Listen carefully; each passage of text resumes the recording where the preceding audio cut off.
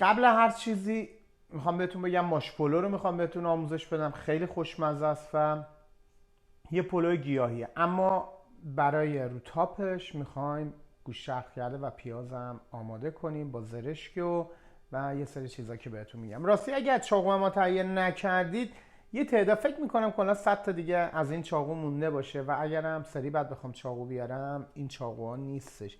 بس اگه خرید نکردید میتونید همین الان به لینکی که این پایینه مراجعه بکنید. بریم سراغ مواد اولیه برای ماش پلو. یک کاپ استاندارد، یک کاپ ما ماش داریم که حالا به هر زبونی تو هر کشوری هم هستید میتونید ترنسلیت کنید، در فروشگاه پیداش بکنید.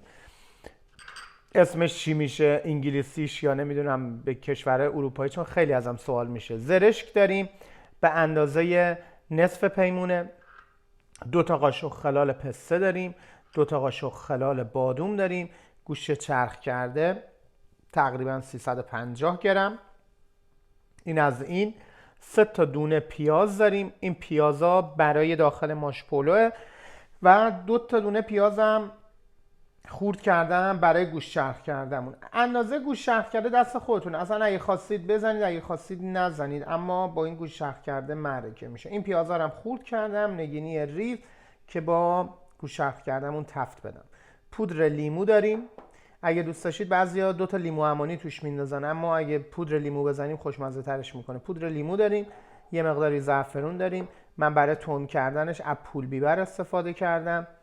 عرضم به خدمتتون که پودر سیر داریم. نمک، فلفل زردچوبه، چیز خاصی نداره. برنجم از قبل گذاشتم به مدت 2 ساعت خیس خورده و آماده است. خب حالا اولین کاری که میکنم اینه که میرم سراغ تفت دادن پیازایی که نگینی کردم با گوشت چرخ کردم. اینا رو بذارم رو گاز و برگردم. خب در رابطه با ماش پلو میریم برای درست کردن ماش پلو. اونم داره تفت میخوره پیاز و بعد گوشت چرخ کرده رو بهش اضافه میکنم. بهتون مرحله به مرحله نشون میدم. پیازا رو به شکل خلالیای درشت همه رو یه اندازه خورد میکنیم به این شکل. و چیزی که مهمه، من هیچ وقت پیاز داغ زیاد پیاز رو سرخش نمی کنم، اما تو این روش پیاز باید سرخ بشه. چرا؟ برای اینکه بتونه یه مقداری هم رنگ برنجمون رو تغییر بده و طعمش تو برنج خارج بشه. میبرم اینا رو به اندازه تفت میدم که تقریبا رو به برشته شدن بره و بهتون نشون میدم. اومدیم سراغ گوشت چرخ کرده‌مون. گوشتم من همیشه میکس مینس میگیرم، مخلوط گوساله و گوسفند. این به نظر من بهترین ترکیبه. این از این.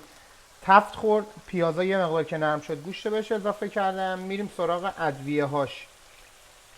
به اندازه نوک قاشق سیر، پول بیبر، یه فلفلیه که طعم ترشی هم داره، یه مقداری به ترشی میزنه. این ادویه خیلی خوبیه. خب اینم پول بیبر. به پاپریکا پادر هم میگن توز بیبر، اینم یاد بگیرید خوبه بدونید. فلفل سیاه، من 3 سال ترکیه زندگی میکردم. فلفل سیاه نوک قاشق، زردچوبه. خب و این یه گوشه چرخ کرده است، اشکالی نداره. نمکمونم تو این مرحله بهش اضافه میکنیم. اینم از نمک. حالا تفت میدم به اندازه 3 دقیقه و برمیگردم بیس کار رو آماده میکنم. خب حالا تو این مرحله خلال بادوم، خلال پسته و مهمتر از همه زرشکم اضافه میکنم. اینم از زرشک و یه تیکه چوب دارچین هم داشتم، این چوب دارچین هم اضافه میکنم و سعی میکنم یه تفتش بدم. حالا به اندازه 2-3 دقیقه تفتش میدم و بعد زعفرون رو بهش اضافه میکنم. خب حالا کاری که میکنیم دیگه زیر گاز رو خاموش میکنیم و مقداری زعفرون بهش اضافه میکنیم. این از این. زعفرونی که اضافه کردیم فقط یه تفت کوچیک میدیم. اینجوری هم عطر زعفرون هم بو زعفرون رو این میمونه و زمانی که سرو میشه قشنگ عطر زعفرون به مشام میرسه. این از این. میایم اینجا سراغ پیاز داغه. این پیاز داغه رو یادتونه، این هم برای ماش پلومونه. پیازه هنوز جا داره که رنگش تغییر بکنه. میبینید یه مقداری بعد این تیره تر بشه. اما تو همین مرحله من اون پودر لیمو عمانی رو که داشتم بهش اضافه میکنم. حالا اگه شما دوست داشتید میتونید 2 تا دونه لیمو عمانی داخلش بندازید. این از این پودر لیمو عمانی رو بهش اضافه میکنیم. این هم عطرش هم بوش داخلش میمونه. یه مقدار که دیگه رنگش تیره تر شد بهتون میگم چیکار کنید. پیازداغمون رو میبینید کاملا رنگش تیره شده، آماده است که تو این مرحله من ماشم بهش اضافه کنم. خب حالا آب جوشم از قبل دارم، آب جوشم هم اضافه میکنم بهش.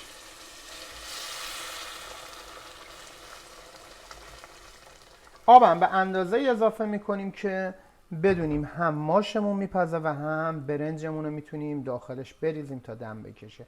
حالا در قابلمه رو میبندیم، منتظر میشیم ماشمون تقریبا 90% ماشمون به این مرحله رسید، کاملا پخته، یعنی رو 90%. یه مقداری دست میزنیم بازم سفته.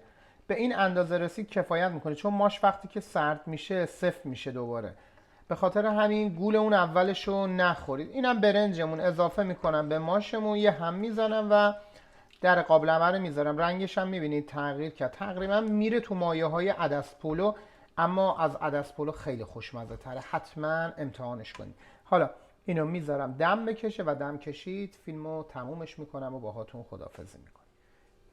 این آخر فیلم که رسیدیم خانومم پیشنهاد داد، گفت شیوید بهش اضافه کنیم. همیشه ما بدون شیوید درست میکنیم و طبق رسیپی، اما این بار خب منم دوست داشتم بدونم چجوری میشه. منم بهش شیوید اضافه کردم تا ببینم طعمشو چقدر تغییر میده، اما مطمئنم که خوب میشه. حالا در اینو میذارم کم کم دم میکشه و آماده میشه.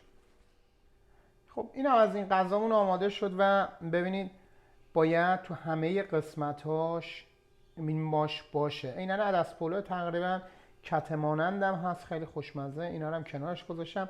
تدیگامم دورش چیدم، البته تدیگم وسطش سوخته بود، رفتم نشستم فیلم نگاه کردن، حیفم اومد. این هم که میبینید اشپل خودم درستش کردم. اشپل ورودش استرالیا ممنوعه، بعد ورودش استرالیا ممنوعه. با بدبختی گشتم تخم ماهی پیدا کردم، نمکسودش کردم و گذاشتم. تقریبا الان بعد 4 ماه آماده شده، دارم استفادهش میکنم. میگه یا راهی پیدا خواهم کرد یا راهی خواهم ساخت. ما چیزهایی که میخوایم اگه نباشه خودمون درستش میکنیم. آقا دم همتون گرم. غذا هم داره از دهن میاد. البته من همه رو نمیتونم بخورم، دید که کوچیکشو برمیدارم. غذا داره از دهن میفته. ما هم بریم نهارمون رو بخوریم، ساعت 2 ظهره. دوستتون دارم و به خدای بزرگ میسپارمتون. خدا یار و نگهدارتون.